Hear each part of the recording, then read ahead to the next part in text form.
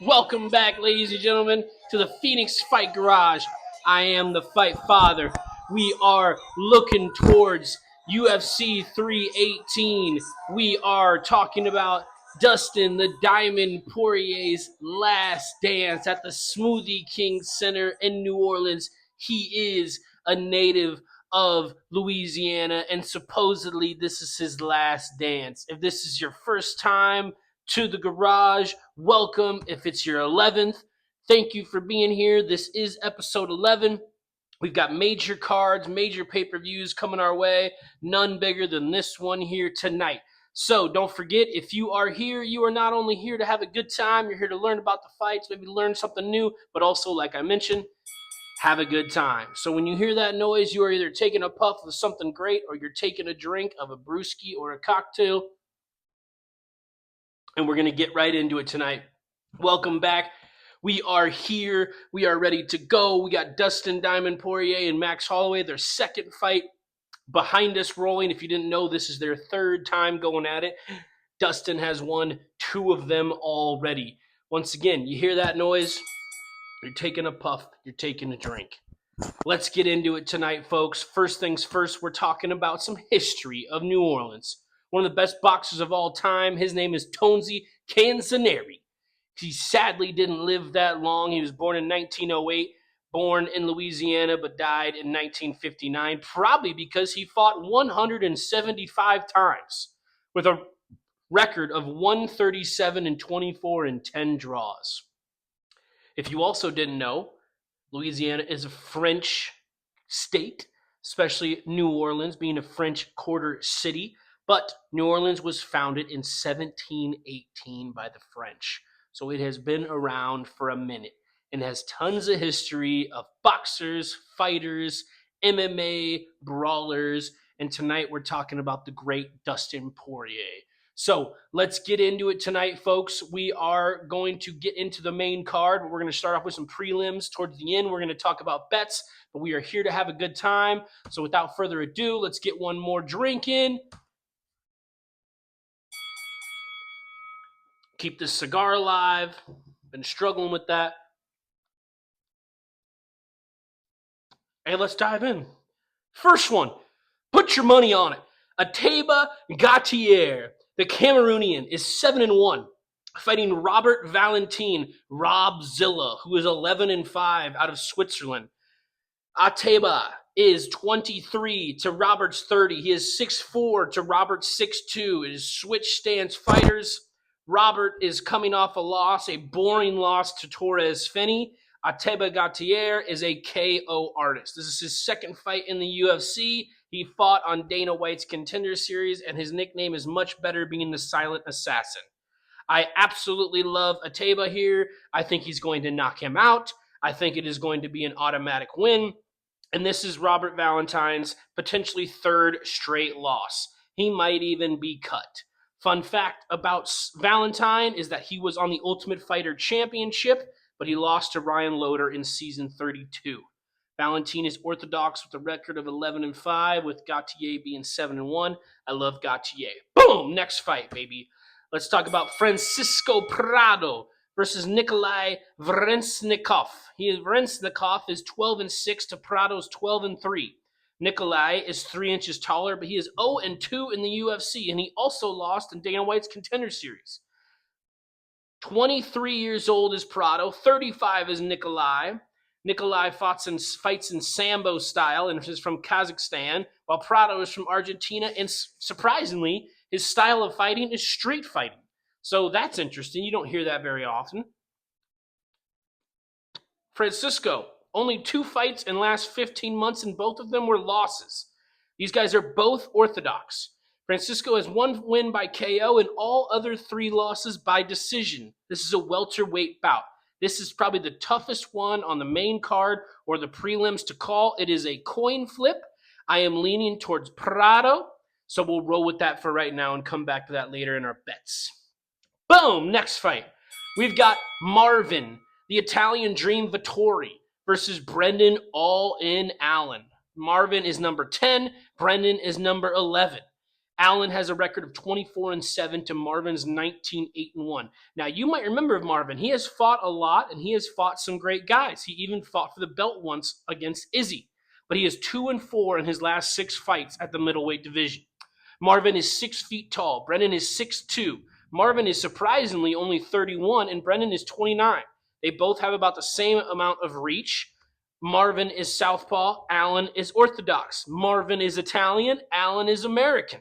So we have some consistencies and we have some differences here.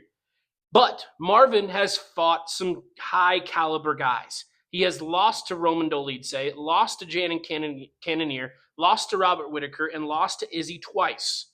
But he has beaten also Dolidze.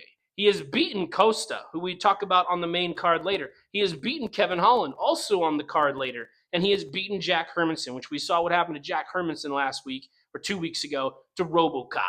So I am going to be rolling. That one's tough. You want to go with Allen, but Vettori has an iron chin, never gets knocked out, but he is 2-4 in his last 6. I want to go with Brendan here. I want to ride with the American, but this is another tough call. Boom! Next fight. A bantamweight brawl between Kyler, the Matrix Phillips at 12-3 versus Lockdog, Vinicius Oliveira.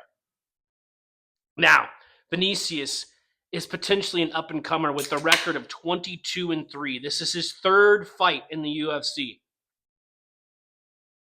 He did have a fight in Dana White's Contender Series, but he has not lost in the UFC.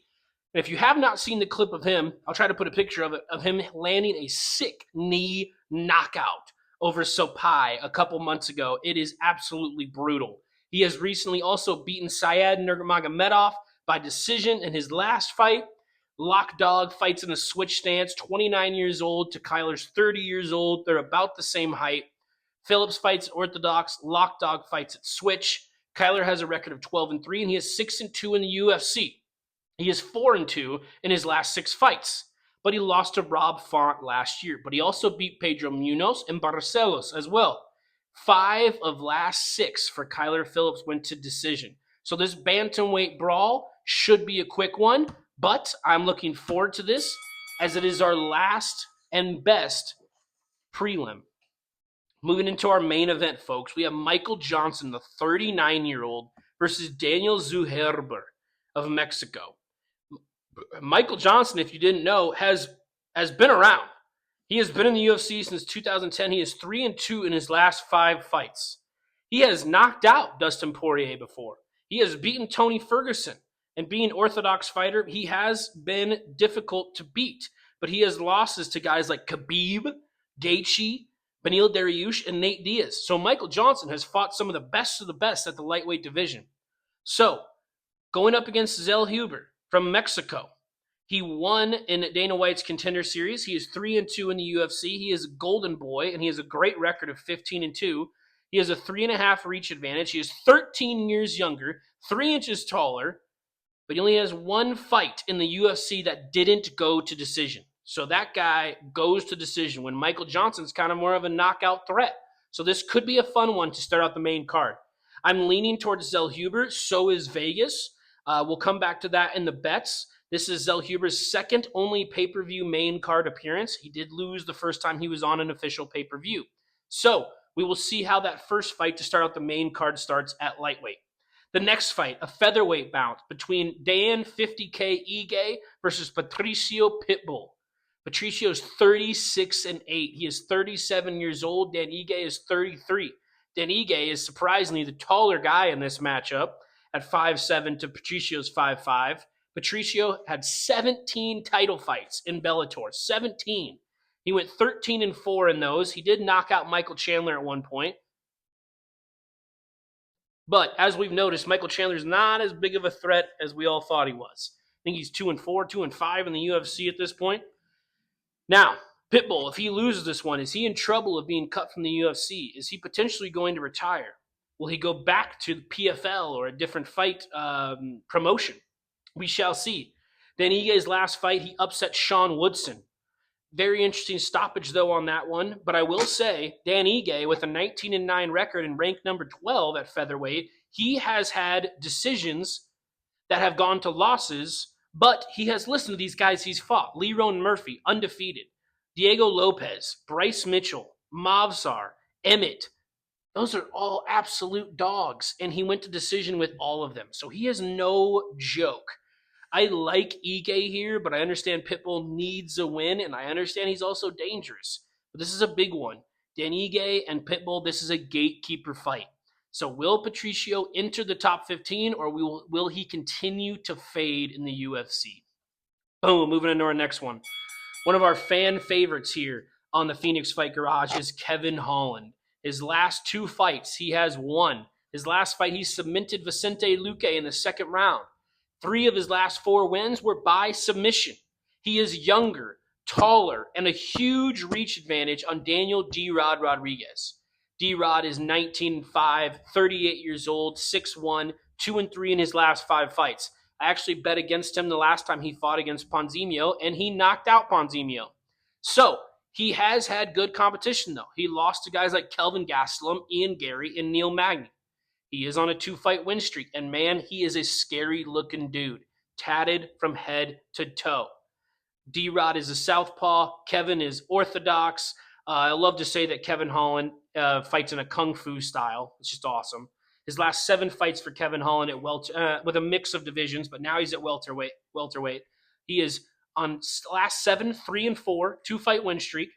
His losses, though, are to studs like Reiner de Ritter, Roman Dolidze, Michael Venom Page, Jack Della Maddalena. Those are no joke competition. So I do think Kevin Holland is going to keep his ranking here, if not go higher in the division. So I'm rolling with my dog, Kevin Holland. Ooh, yeah. It's toasty in here tonight. Woo! Moving into our next one. Co-main event. Paulo Costa, 14-4. Roman Kopylov, 14-3. Kopylov is ranked number 14. Paulo is ranked number 13 in the middleweight division. So who's going to rise up in the rankings? Who's going to fall back or maybe completely out of it? Paulo Costa was on a 13-fight win streak. Now he is 1-4 in his last 5. But is he on the secret juice again? We shall see. He has one of the most insane physiques in the entire UFC. He has 5 of his last 6 fights have gone to decision. He is 6'1". Roman is 6 foot. They are both 34 years old. Roman has a 3-inch reach advantage. Roman fights southpaw. Paulo fights orthodox. Paulo is Brazilian. Roman is Russian. Roman, in 2023, when I first saw him fight in the UFC, I thought he was the next big deal. But I will say he lost his first 2 fights in the UFC, and now he has a total of, I believe, 6-3 in the UFC in 4 years. So he is on a pedestal right now as if he's going to become elite or fall back to the unranked. So his last fight, he KO'd Chris Curtis, but it was a little bit of an interesting stoppage. So, like I said, he lost his first 2 fights, but he's been 6-1 since. He's beat guys like Anthony Hernandez, decision win over Almeida, and he KO'd Chris Curtis. Now, Paulo Costa, though, has faced quite the ringer of competition. He has lost to guys like Strickland, Robert Whittaker, Marvin Vettori, and Izzy Adesanya. But he has beaten dogs like Luke Rockhold, Yoel Romero, Hendricks, and Uriah Hall. So, will he lose this and become unranked? I love Roman. But I also think Costa really, really, really needs this win. If he becomes unranked and he goes 1-5 in his last 6, that's a bad look. And I understand it'll be interesting to see what's next for him. So I'm leaning towards Roman, but I'm going to ride with Costa. We'll come back to that in our bets. Main event time. Max Holloway versus Dustin Diamond Poirier. You'll see back here we have their second matchup going on. Holloway has been in the UFC for 13 years. His first fight in the UFC was against Poirier, so he started out with a loss. Max Holloway is 5'11". Dustin Poirier is 5'9". Poirier is 36. Holloway is 33. This is for the baddest motherfucker championship right here, which I do find interesting. Like, if Dustin wins and gets this BMF belt, is this really his last fight? What if Dana calls and he goes, hey, do you want to fight Ilya for the belt and put the BMF division up, the belt up for, competition? I think it's interesting. Is this really Dustin's last fight? I imagine it is. As we said at the beginning, we had Lil Wayne going. He is supposedly bringing out Poirier to his last fight, but Poirier has not fought in 13 months. And this I find interesting. His last 6 fights, win, loss, win, loss, win, loss. So is it time for another win? Can he beat Holloway for the 3rd time in his career? His last fight, he got submitted by Islam in round 5, which is very impressive to take Islam that far. No one's done that in a hot minute. Now, Poirier has fought some of the best. He has beaten guys like McGregor twice, Dan Hooker, Mike Chandler, Benoit St. Denis, Holloway twice, Eddie Alvarez, Anthony Pettis. At a record of 30-9 and fighting in his own state for supposedly his last fight, will this be Poirier's last win? We will see. Either way, win or loss, if this is his last fight, it does suck to have Poirier leaving the octagon for good. I hope somehow he wins and he goes and fights Ilya for one last little brawl. But maybe he wants to go out on top. Let's talk about Max here in the lightweight division. He has KO'd Gaethje at UFC 300. Obviously, we've all seen that. That was extremely viral. But then he got KO'd for the first time ever by Ilya Topuria at UFC 308. Now, something to mention about Max Holloway is he has only lost to absolute legends. He has fought Volkanovski 3 times. He lost all of those. He fought Poirier twice. He lost both of those. He lost to Ilya. He lost to McGregor. But he has also beaten legends like Jose Aldo, Yair Rodriguez, Brian Ortega, Frankie Edgar, Anthony Pettis, Charles Oliveira, but hasn't won by submission in 10 years. He almost always goes to decision or knockout.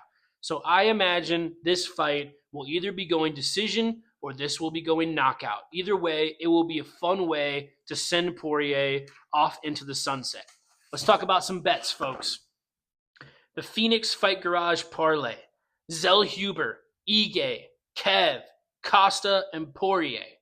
That is $20 wins you $290, I believe. I'm a little nervous on the Poirier and the Costa, but I do like Kevin Holland and Zell Huber in one of the first 3 fights. Undisputed bets. Love Kevin Holland, Poirier, and Etaba. If you're betting on anybody, I love Etaba. Plus 211, $20 wins you 62. Average Joe's bets. He likes Holloway, Kopylov, and Pitbull. $20 wins you 124.